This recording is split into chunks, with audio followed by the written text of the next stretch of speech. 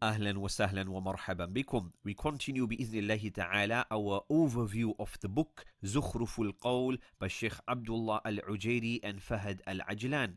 They move on to article number 8. Article number 8 very similar to the previous one. Previous one was, this does not make sense to me. My aql cannot accept this. Well, in article number 8, they get a bit more specific, where somebody comes along and they state that this here is against science. This here is unscientific. So here the person makes science the judge, and it is the standard. And this person then claims that this religion or this verse of the Noble Quran or this hadith, it is against science, and thus it cannot be accepted. You find some, and it's quite common for the person to say, I don't believe in God, I don't believe in God, I believe in science. Allahu musta'an.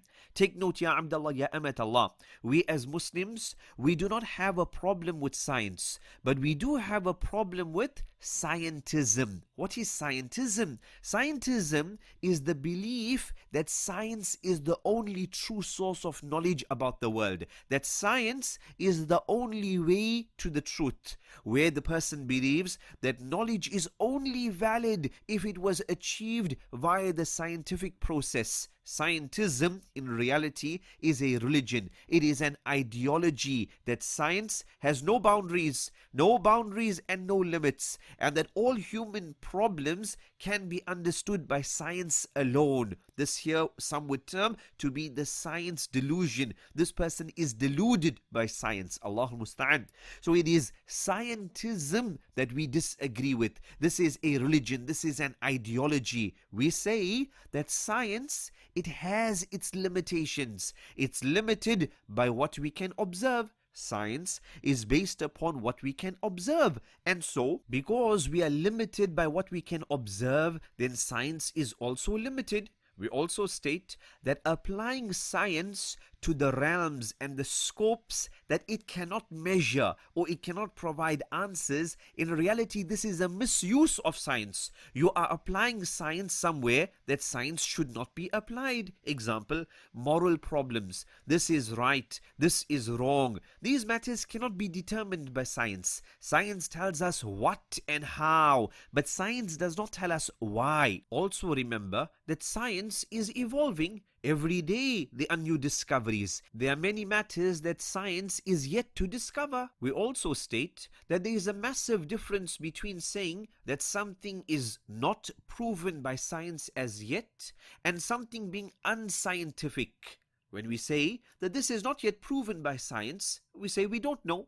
We are humble in the matter. We are showing humility. We don't know as yet. Whereas when we completely deny and we say that this is unscientific, this is an answer of arrogance. And also it must be noted that there can never ever be a conflict between evidence which is qat'i, certain, definitive of the Sharia. This is a Shari'i evidence, textual evidence, and it is definitive, 100% correct, and true science. There can never ever be any conflict. There can never ever be any contradiction. Why? Because both of them are from Allah subhanahu wa ta'ala. There can never be any conflict between qat'i textual evidences and qat'i matters of science. If ever there is a supposed conflict, then we will give preference to whatever is qat'i. Whether it is the science which is qat'i and 100% fact, then we give preference to that.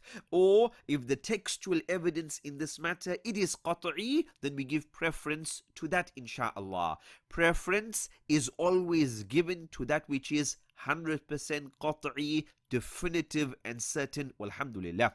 Remember, not everything in science is qat'i. Not everything in science is 100% fact. There are a lot of theories, there's a lot of probabilities, etc., etc. Now let's look at an example, insha'Allah. The hadith about the evil eye. Al-ainu haq. Hadith reported by Imam al-Bukhari and Imam Muslim about the evil eye. Somebody says that I do not accept this. Why? Because it is unscientific, or because he says it is not proven by science. We respond and we say, where is the conflict? Where is the ta'arud between this hadith and science? Rather, science does not talk about this. Science does not comment on this matter. It is outside the realm of science. Also, for argument's sake, if we accept your claim that science does not prove this, we counter and we say, but also science does not disprove this.